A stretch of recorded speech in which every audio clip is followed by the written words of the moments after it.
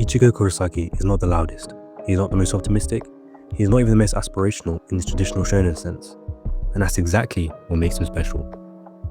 In an era where shonen protagonists were defined by hyperactive, loud energy, from Naruto's bold proclamations to Luffy's boundless confidence and Goku's unrelenting thirst for battle, Ichigo Kurosaki entered the stage with a sigh and a scowl. He wasn't chasing glory, he wasn't aiming to be the best, he just wanted to protect. That was it. And somehow, that one simple wish made him one of the most emotionally grounded and human protagonists in anime history.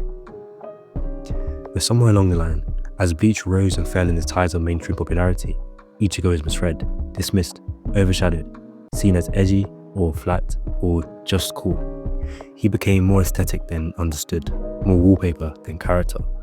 That's a disservice, because when you actually follow Ichigo's journey, when you really examine the weight of his choices, the nuance in his silence, the complexity in his strength, what you find isn't just a shonen hero. What you find is a symbol of restraint, of trauma, of quiet, painful growth in a world that demands strength, even when it hurts to carry it. Ichigo didn't become a Soul Reaper because he wanted to save the world. He did it because someone he loved was in danger. From the very beginning, Ichigo's motivations have always stemmed from something incredibly human: guilt and responsibility. His mother's death defined him, not just as a source of grief, but as a silent internal failure, a failure that burrowed into his soul and became his reason to always stand between others and danger, no matter the cost to himself. While other heroes scream about their dreams, Ichigo stands up quietly and fights, because if he doesn't, someone else might die, and he can't let that happen again. There's no glory in Ichigo's strength. It's not romanticized, it's a burden. One of the most brilliant aspects of Ichigo's character is how fragmented he is. Not just spiritually, with his hollow, Quincy and Soul Reaper sides, but emotionally. Ichigo doesn't know who he is, and for much of Bleach, neither do we. He's constantly reacting, constantly adapting. He doesn't vocalize his inner journey the way other protagonists might. Instead, he internalizes it until that internal tension explodes in his fights. Not as flashy spectacles, but as metaphorical exorcisms of fear, doubt, and rage. Think about his battle with Ulquiorra. It's not a fight for victory, it's a breakdown. A desperate, horrifying descent into something monstrous. Ichigo wins, yes, but not through resolve. He wins by losing control. And the look on his face afterward, it's not pride, it's devastation. That's the real Ichigo, a young man constantly at war for what he must become to protect those he loves, even if it means becoming something inhuman. Ichigo never asked for his powers. Every step of the way, he's forced to take on more responsibility. Soul Reaper, Hollow, Vizard, Fullbringer, Quincy. Each transformation isn't a power-up, it's a loss, a compromise, another piece of Ichigo fading into something else. And each time he gains something, he loses something else. His humanity, his normal life, his control.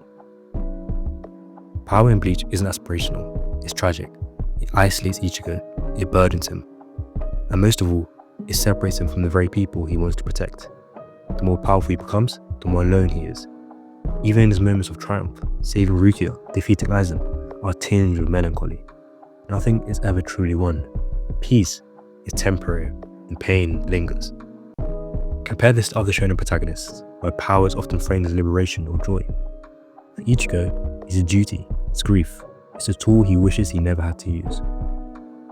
Ichigo isn't flashy in personality, he doesn't grandstand, he doesn't monologue his ideology, but he has one. It's just embedded in his actions rather than words.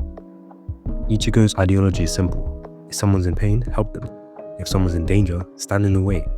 If someone needs saving, go, even if it means walking into hell alone. This is never more clear than when he goes to Huecomundo to save Orihime. The world tells him not to, the Soul Society opposes him, his friends doubt him, but he goes anyway. Not because he thinks he can win, not because he wants to be a hero, but because someone he cares about is crying, and that's enough for him. There's something profoundly mature in that simplicity. Ichigo doesn't talk about changing the world, he talks about making sure people don't suffer. That's not less noble, it's more, because it's attainable, it's real, it's human. In the age of spectacle and bombast, Ichigo Kurosaki represents a different kind of hero. One who doesn't seek the spotlight, one who bears pain quietly, one who loses again and again. His mother, his power, his sense of self, and keeps going. He's not perfect.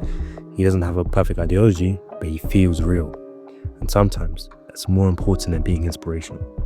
And maybe that's why so many people underestimate him, because Ichigo isn't trying to be remembered, he's just trying to do the right thing. To fully understand Ichigo fully, we must step back and look at Bleach, not just as a story, but as a structural mirror of Ichigo's fractured identity. Bleach, unlike many long-running shonen, isn't a straight trajectory. It breaks, it resets, it shifts tones. It has arcs that feel disconnected or even contradictory. This narrative inconsistency isn't just a productive flaw. In many ways, it's the perfect metaphor for Ichigo's internal struggle.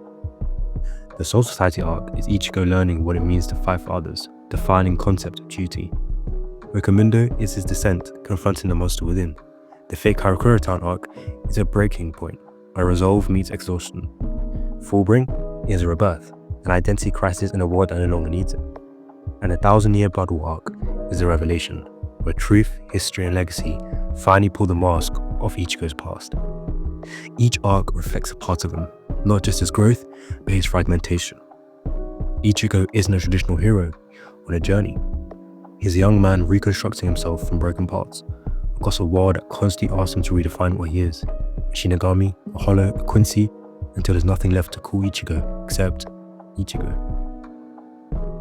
Ichigo's hollow form isn't just a power boost, it's a literalization of his fear. It's a visual, visceral manifestation of his repressed anger, his trauma, and survival instinct turned feral.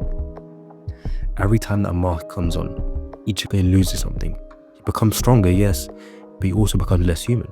And yet, unironically, this monstrous part of him is what saves him repeatedly. What does that say? Bleach asks us to accept the truth. You're not only the parts you're proud of. Ichigo's development is not about suppressing the hollow. It's about integrating it, understanding it, owning it. He learns that being strong doesn't mean pretending you're unbreakable. It means facing what breaks you and making it part of you. Let's compare Ichigo to other shonen legends. Naruto becomes Hokage, Luffy sets sail for the One Piece, Goku reaches godhood. But Ichigo? He returns to the human world. He chooses normalcy. This is profound, because Ichigo's story was never about changing the world. It was about preserving it. The little things, family, friends, peace, sleep, and sunshine. He doesn't become a god. He doesn't reshape society. He chooses to live. Ichigo doesn't exist to impress. He exists to protect. And that distinction, subtle but powerful, makes him perhaps the most selfless of all the big three protagonists. Much of Bleach's aesthetic and thematic backbone draws on Japanese spiritualism, particularly Buddhist and Shinto ideas, and Ichigo as a character reflects this. His battles are often internal. His silence, his minimal dialogue, and even his fighting style reflect Zen-like restraint.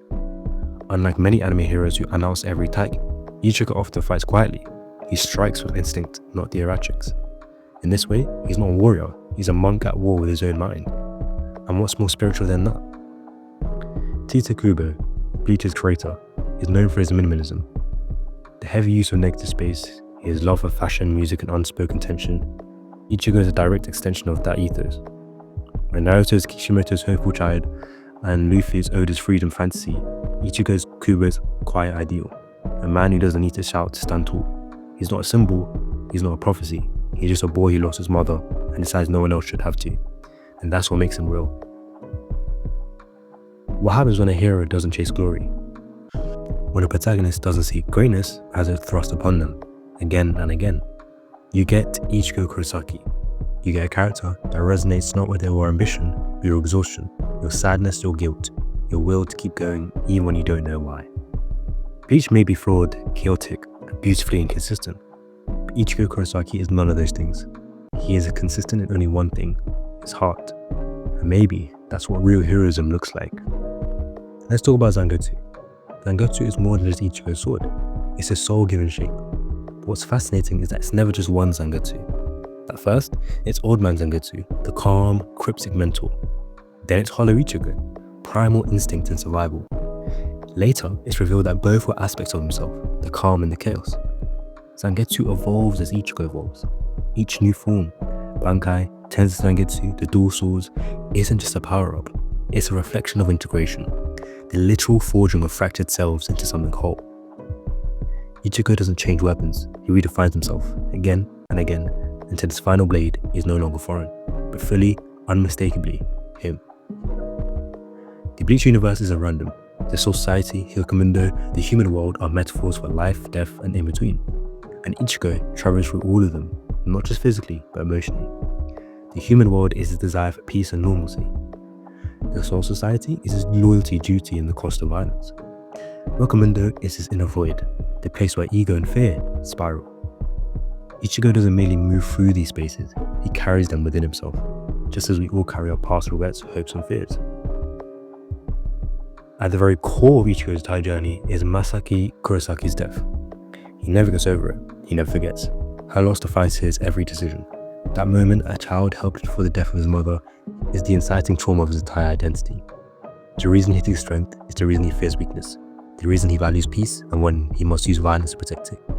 Ichigo's arc is not about achieving greatness, it's about reconciling with the boy who couldn't save his mother.